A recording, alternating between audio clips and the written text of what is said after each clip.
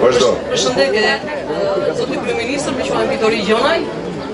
Jam e lindur, e rritur, e martuar, aty jetojnë në lagje që kam pasur gjithë jetën time. Jam 49 vjeçë.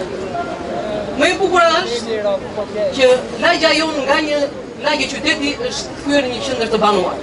Nuk është qytet. Te rajoni numër 2, përballë varrezave të Çifutit. Problemi im është ky.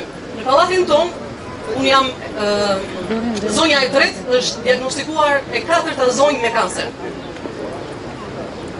Me gjithë luftën që po bëjmë për të jetuar, nuk fitojmë dot luftën nga ambienti.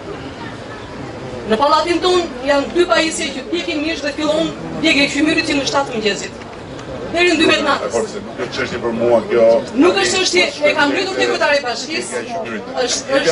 Jepja pak është shtëpia private. Pak mikrofonin zonjës.